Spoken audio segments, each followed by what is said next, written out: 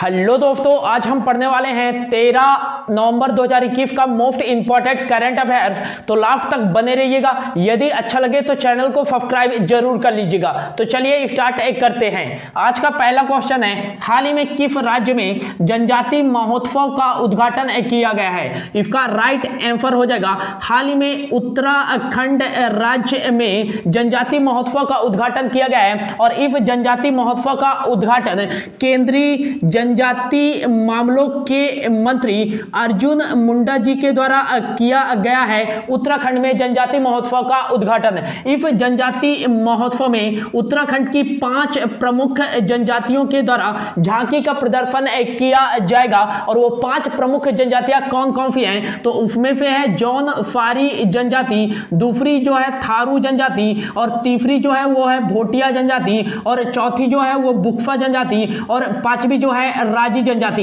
इन 5 जनजातियों के द्वारा इस जनजाति महोत्सव में झांकी का प्रदर्शन किया जाएगा। उत्तराखंड में यह उद्घाटन किया गया है। तो उत्तराखंड की 2 राजधानियां हैं। पहली जो राजधानी है वो है देहरादून, और देहरादून उत्तराखंड की शीतकालीन राजधानी है। और यहां की जो ग्रीष्मकालीन राजधानी है वो है गैरसैंण। उत्तराखंड के मुख्यमंत्री हैं पुष्कर सिंह धामी, और हाल ही में यहाँ के जो नए गवर्नर बनाए गए हैं वो बनाए गए हैं जनरल गुरमीत सिंह जी को। और नेक्स्ट याद रखिएगा कि उत्तराखंड में ही स्थित है Jim Corbett national park. Jim Corbett national park जिसकी स्थापना 1936 में की गई थी, और भारत का यह पहला नेशनल पार्क है। पहले इसको हैली नेशनल पार्क के रूप में जाना जाता था, लेकिन हाल ही में इसका नाम बदल करके रामगंगा नेशनल पार्क कर दिया गया है। और यदि पूछा जाए कि भारत के किस नेशनल पार्क में पहली बार टाइगर प्रोजेक्ट लाया गया था, तो इस जिम कॉर्बेट नेशनल पार्क में ही पहली बार टाइगर प्रोजेक्ट लाया गया था। कब लाया गया था? तो 1973 में लाया गया था। फूलों की घाटी नेशनल पार्क, फूलों की घाटी नेशनल पार्क, और नंदा देवी नेशनल पार्क, और राजा जी नेशनल पार्क। अगला जो है गोविंद पशु विहार नेशनल पार्क, और नेक्स्ट जो है गंगोत्री नेशनल पार्क। ये सभी नेशनल पार्क कहां स्थित है? तो उत्तराखंड में ही स्थित है। नेक्स्ट याद रखिएगा कि हाल ही में भारत का जो सबसे ऊंचा हर्बल पार्क बनाया गया है 11,000 फीट की ऊंचाई पर, यह उत्तराखंड में ही बनाया गया है। भारत का पहला क्रिप्टोगेमिक गार्डन की स्थापना की गई है। यह उत्तराखंड में ही स्थापना की गई है। भारत का जो पहला लाइकेन पार्क की स्थापना की गई है, यह उत्तराखंड में ही स्थापना की गई है। भारत का जो पहला हिम तेंदुआ संरक्षण केंद्र की स्थापना की गई है, यह कहां की गई है? उत्तराखंड में ही स्थापित की गई है। और नेक्स्ट याद रखिएगा कि भारत का पहला फॉरेस्ट हीलिंग सेंटर की स्थापना उत्तराखंड में ही की गई है। और भारत का जो पहला मॉफ गार्डन की स्थापना की गई है, यह कहां की गई है? तो उत्तराखंड में ही की गई है। और नेक्स्ट याद रखिएगा कि 100% साक्षरता हासिल करने वाला भारत का पहला जिला कौन सा बना है? तो यह उत्तराखंड की विंटर जो कैपिटल है देहरादून 100% साक्षरता हासिल करने वाला भारत का पहला जिला बन गया है देहरादून। हाल ही में मिशन हौसला योजना कोविड-19 पेशेंट के लिए किस राज्य ने शुरू की है? तो यह उत्तराखंड राज्य ने ही शुरू की है। और कोविड-19 से अनाथ हुए बच्चों के लिए वात्सल्य योजना की शुरुआत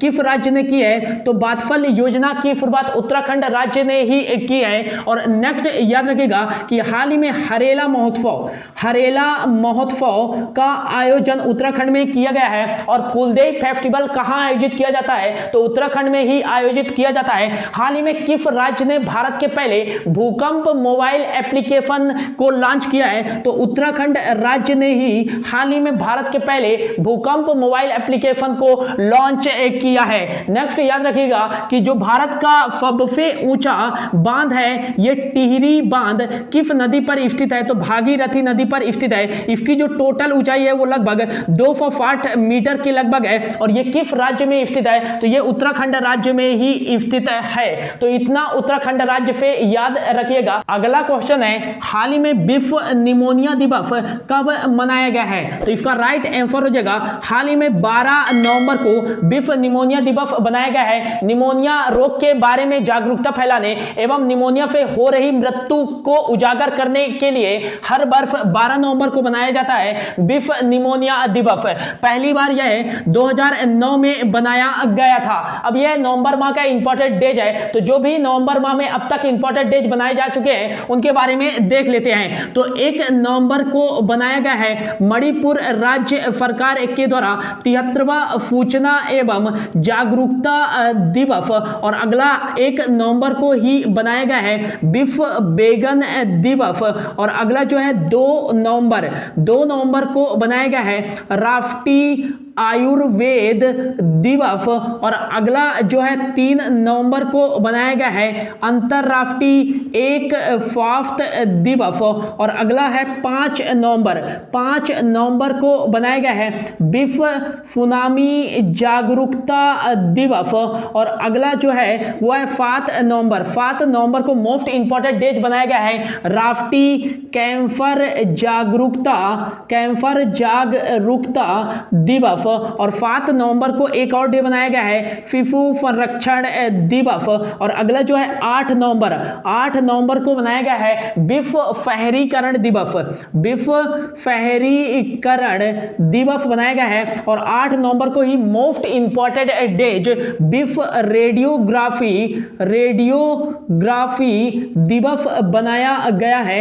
और अगला जो है 9 नवंबर को बनाया गया है राष्ट्रीय कानूनी सेवा दिवस। और नेक्स्ट जो है 10 नवंबर को बनाया गया है अंतरराष्ट्रीय पैथोलॉजी दिवस। और अंतरराष्ट्रीय पैथोलॉजी दिवस यह नवंबर माह के दूसरे बुधवार को बनाया जाता है हर वर्ष। और जो नवंबर माह का दूसरा बुधवार इस वर्ष पड़ा है वो 10 नवंबर को पड़ा है। अगला जो है 11 नवंबर को बनाया गया है राष्ट्रीय शिक्षा दिवस जो है अबुल कलाम आजाद जी की जयंती के अवसर पर हर वर्ष 11 नवंबर को बनाया जाता है राष्ट्रीय शिक्षा दिवस। और 11 नवंबर को ही बनाया गया है इस वर्ष विश्व गुणवत्ता दिवस और विश्व उपयोगिता दिवस। यह दोनों दिवस जो बनाए जाते हैं वो नवंबर माह के दूसरे गुरुवार को बनाए जाते हैं, जो कि इस वर्ष 11 नवंबर को बनाए गए हैं। अब 12 नवंबर को बनाया गया है विश्व निमोनिया दिवस, ये याद रखिएगा।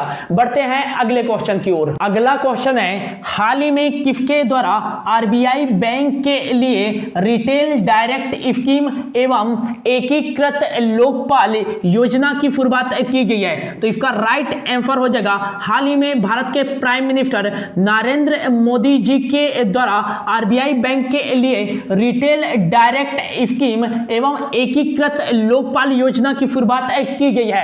अब ये रिटेल डायरेक्ट स्कीम जो है वो छोटे छोटे जो निवेशक हैं उनके लिए लॉन्च किया गया है। इसके तहत जो भी छोटे निवेशक हैं वो आरबीआई में अपना मुफ्त में खाता खोल सकेंगे। और दूसरा जो है एकीकृत लोकपाल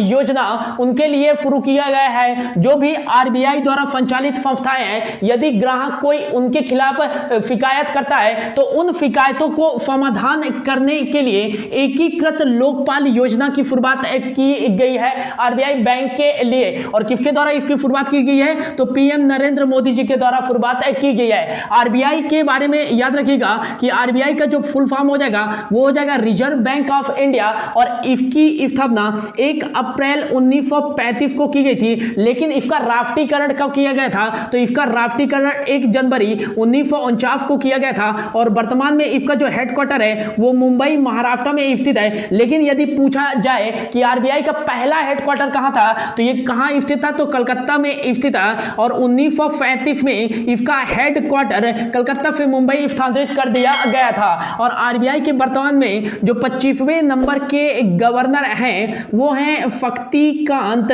दास। और नेक्स्ट याद रखिएगा कि आरबीआई के पहले गवर्नर कौन थे, तो ये थे सर ओसबॉर्न स्मिथ, आरबीआई के पहले गवर्नर थे। और यदि पूछा जाए आरबीआई के पहले भारतीय गवर्नर कौन थे, तो ये थे सीडी देशमुख।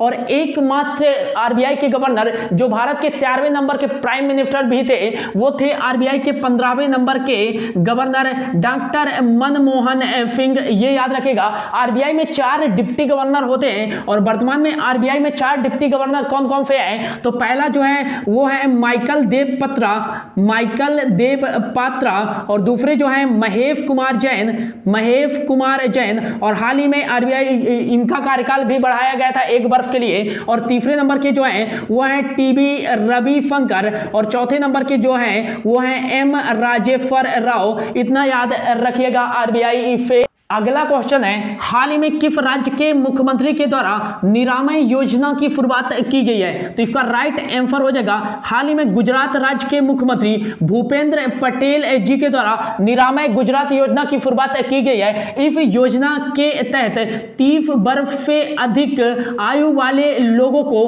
गैर संचारी रोग जैसे कैंसर, डायबिटीज और हार्ट अटैक, इन सभी रोगों से बचाने के लिए एवं उनकी जांच करने के लिए निरामय योजना की शुरुआत गुजरात राज्य के मुख्यमंत्री भूपेंद्र पटेल जी के द्वारा की गई है। गुजरात के मुख्यमंत्री हाल ही में भूपेंद्र पटेल बने हैं और यहाँ के गवर्नर हैं आचार्य देवव्रत। और नेक्स्ट याद रखिएगा कि यहाँ की राजधानी गांधीनगर है, लेकिन यहाँ का सबसे बड़ा शहर जो है वो है अहमदाबाद। गिरवन national park, black buck national park और वंफदा नेशनल पार्क और मरीन नेशनल पार्क, ये चारों नेशनल पार्क कहां स्थित हैं, तो ये गुजरात में ही स्थित है। और नेक्स्ट याद रखिएगा कि दुनिया की सबसे ऊंची प्रतिमा स्टैचू ऑफ यूनिटी 182 मीटर की कहां स्थित है, तो गुजरात में ही स्थित है। और नेक्स्ट याद रखिएगा कि गुजरात में 2 सिंधु घाटी सभ्यता के स्थल हैं, एक है लोथल और जो दूसरा है वो है धौलावीरा। और धौलावीरा पे याद रखिएगा कि हाल ही में यूनेस्को की सूची में शामिल किया गया है धौलावीरा को, और यूनेस्को की सूची में शामिल होने वाला भारत का यह 40वां स्थल बन गया है धौलावीरा। नेक्स्ट याद रखिएगा कि हाल ही में जो भारत का पहला इलेक्ट्रिक शहर के रूप में विकसित किया जाएगा वो गुजरात का केवड़िया को विकसित किया जाएगा। और हाल ही में जो गुजरात राज्य सरकार के द्वारा योजना का शुभारंभ किया गया है वो है वतन प्रेम योजना की शुरुआत हाल ही में गुजरात राज्य सरकार के द्वारा ही की गई है, ग्रामीणों का विकास करने के लिए। रेलवे ट्रैक के ऊपर जो भारत का पहला 5 स्टार होटल बनाया गया है वो गुजरात राज्य में ही बनाया गया है, गांधीनगर रेलवे ट्रैक के ऊपर। और जो भारत का सबसे बड़ा सौर पार्क स्थापित किया गया है ये गुजरात के कच्छ में स्थापित किया गया है एनटीपीसी के द्वारा। और किस राज्य में अमेज़न ने अपना पहला डिजिटल केंद्र स्थापित किया है, तो गुजरात राज्य में ही स्थापित किया है। हाल ही में जो दुनिया का सबसे बड़ा क्रिकेट स्टेडियम है उसका नाम बदल करके नरेंद्र मोदी क्रिकेट स्टेडियम कर दिया गया है। बढ़ते हैं अगले क्वेश्चन की ओर। अगला क्वेश्चन है, हाल ही में सबसे तेज 2500 T20 अंतरराष्ट्रीय रन बनाने वाले बल्लेबाज कौन बने हैं, तो राइट आंसर हो जाएगा पाकिस्तान के बैट्समैन बाबर आजम 2500 T20 अंतरराष्ट्रीय रन बनाने वाले बल्लेबाज बन गए हैं। नेक्स्ट याद रखिएगा कि इन्होंने किसका रिकॉर्ड तोड़ा है, तो इन्होंने रिकॉर्ड तोड़ा है विराट कोहली का। विराट कोहली ने कुल 68 पारियों में 2500 रन बनाए थे T20 इंटरनेशनल में, और बाबर आजम ने केवल 62 पारियों में 2500 रन बनाने वाले सबसे तेज बल्लेबाज बन गए हैं। केवल 62 पारियों में इन्होंने विराट कोहली का रिकॉर्ड तोड़ दिया है। अगला क्वेश्चन है, हाल ही में किसे वर्ल्ड फूड प्रोग्राम के लिए सद्भावना राजदूत के लिए नामित किया गया है, तो राइट आंसर हो जाएगा हाल ही में डेनियल ब्रूहल ये स्पेनिश जर्मन अभिनेता हैं और इन्हें ही वर्ल्ड फूड प्रोग्राम में सद्भावना राजदूत के रूप में नामित किया गया है। वर्ल्ड फूड प्रोग्राम से याद रखिएगा कि इसकी स्थापना 1961 में की गई थी और इसके जो वर्तमान में महानिदेशक हैं वो हैं डेविड बीफली और इसका जो हेडक्वार्टर है वो रोम इटली में स्थित है। और नेक्स्ट याद रखिएगा कि 2020 का जो नोबेल पीस प्राइज दिया गया था वो वर्ल्ड फूड प्रोग्राम को ही दिया गया था।